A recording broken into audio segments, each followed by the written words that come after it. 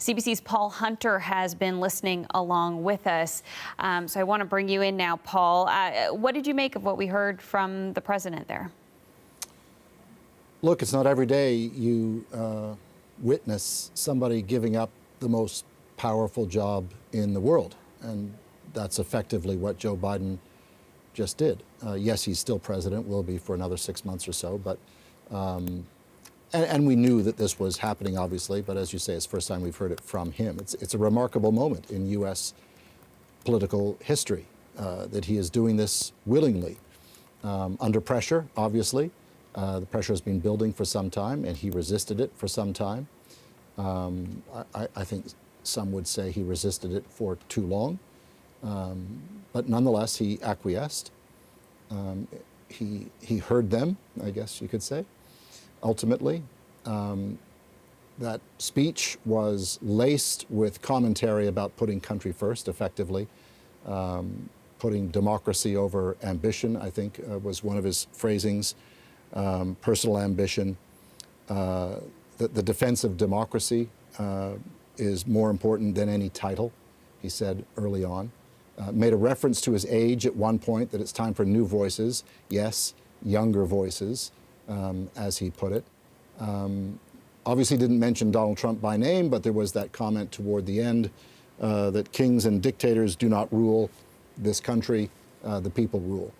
So he was careful not to make it overly political, but there were certainly hints at that. But the bottom line, it was a remarkable moment. A man who spent effectively his entire adult life, last 50 years, public service, saying not goodbye, but he's getting there. It's as if he is acknowledging that he's run out of steam. Yeah, he was reflective on his, time in politics, but also looking back at the impact of other presidents as well, sort of weaving that all into the conversation, Paul. And as I think people expected, framing a little bit of his legacy, talking about the things that he is proud of, that he has achieved. And I think people on both sides of the ideological line here would acknowledge he's done a fair bit. He's got much to be proud of, I think. I think it's fair to say. So he went down a little bit of that path. I suspect we'll hear more of that over the course of the next 6 months. He outlined that he's got a lot to do still in this country. The world's a busy place. Then the U.S. president plays a key role in so much of what goes on around the planet. He is still in the job. He'll go back to that office tomorrow, sit down with Benjamin Netanyahu, talk about the situation in the Middle East as the most immediate example. Mentioned his vice president at the end. Again, careful not to get overly political. It's kind of not really the way you do things in addresses from the Oval Office. But he mentioned the work of Kamala Harris, and it's plain to anybody who's following anything to do with U.S. politics that she's his choice to obviously take on Trump and, in his view, beat Trump in November. But at the end of the day, I think that toward the end there, he got, I don't know, he wasn't getting choked up, but he was getting very personal. I think we didn't hear the backstory of what it was that tipped him on the weekend. He didn't go down that path. But you really got the sense that it's almost like he was realizing it as he was saying it out loud, that this is really happening. I've really decided to do this. I am, beginning the long goodbye, as it were. Paul, yeah, quite an incredible moment. Thanks so much for watching along with us. That's CBC's Paul Hunter in Washington. Our next guest has also been listening along to Joe Biden's speech with us. David Litt is a former speechwriter for President Barack Obama, and he is joining us from Washington, D.C. David, what jumped out to you from the speech that President Biden just gave there, the tone that he struck with it? What really jumped out to me in that speech, and thank you for having me on tonight, is the level of emotion in it, both from him, but I think also I felt very strongly. I'm struggling in a way to piece together how I'm feeling about it. During the debate, a lot of people, I think, watching felt that Joe Biden reminded them of their grandparents, often of their grandparents when their grandparents began to show real signs of age. But I think there's also another thing about grandparents, right? Sometimes there is that nostalgia for who they are and what they represent, sometimes even while they're still with you. And I think that Joe Biden summoned a lot of that tonight. I think there was a real sense of fundamentally, this is a decent person at a time when our politics are so indecent so much of the time. And I think I think as speaking as a Democrat, we're excited about where the party's going and excited about the future. But I think his decency is something we will really miss. David, what do you make of how he appeared tonight, how he sounded? I felt like he was a little bit quiet. I mean, I know that he just recovered from COVID, but it did kind of make you lean in to listen to him. Well, I think that Biden sounded better than he did in that we weren't analyzing every word saying, should he run or should he not run? That's over. We know what's going to happen. And instead, that allowed us to pay attention to this moment rather than trying to game out what this moment means for every moment that follows. I think what you've always seen with Biden as a speaker, he has a real ability to draw you in. He can get very quiet. You'll then see him sort of get very loud and indignant almost, have a lot of sort of fiery anger. And that's less there than it used to be when he was younger. But that ability to bring you in is still there. And I think he used that really effectively tonight. And I do think, I mean, he didn't sound like a young man, but this was a speech in which he acknowledged that he's not a young man. Mm-hmm. And he really leaned into who he is now, who he's been, and what his decision represents.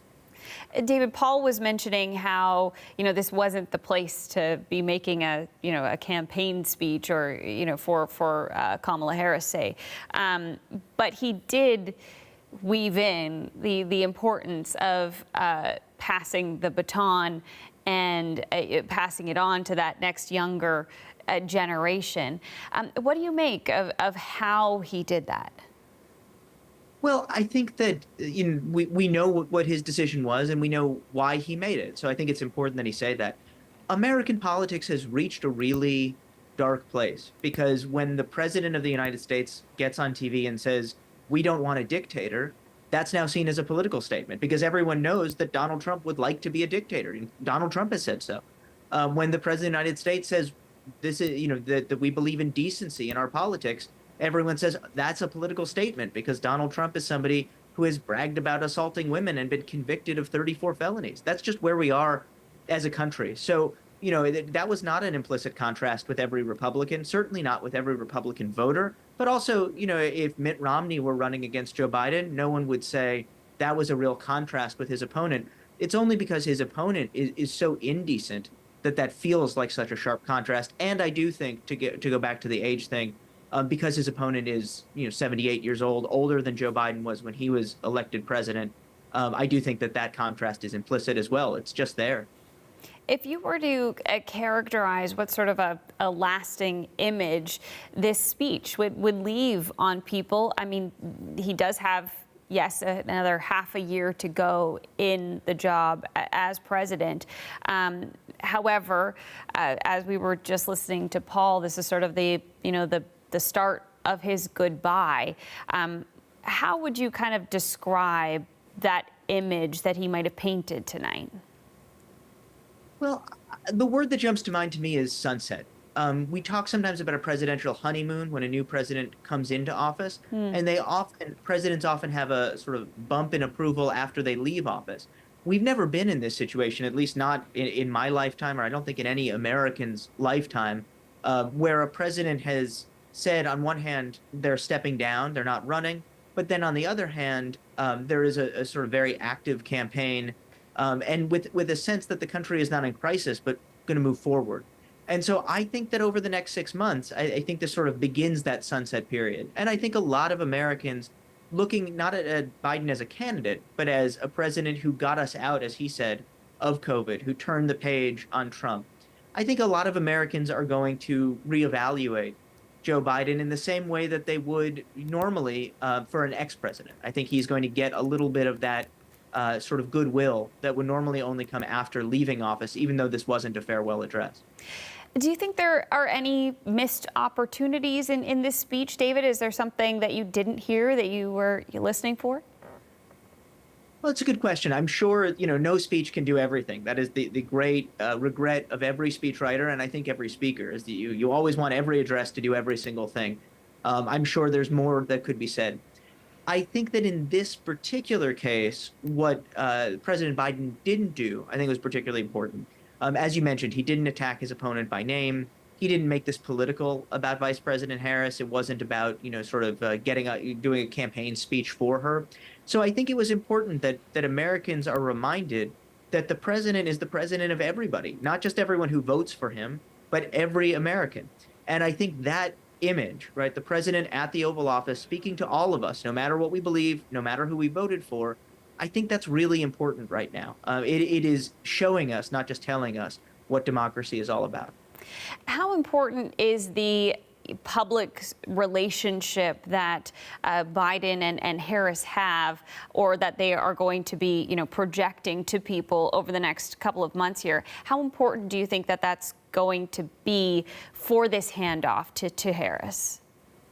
Well, this wasn't a political speech, but I thought there was something very subtle and meaningful that took place where Biden talked about the border, because that is an area where Republicans are really trying to attack Vice President Harris and say that she was in charge of the border.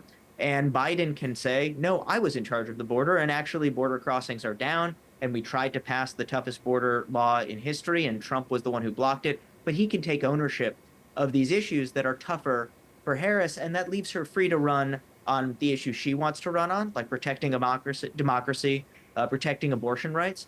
It also leaves her free to prosecute the case against Trump, which she's been doing very effectively. So it is this interesting, I'm not sure if we'll see them together on the stump very often. Maybe we will, maybe we won't. But they're going to be able to play these complementary roles over the next 6 months.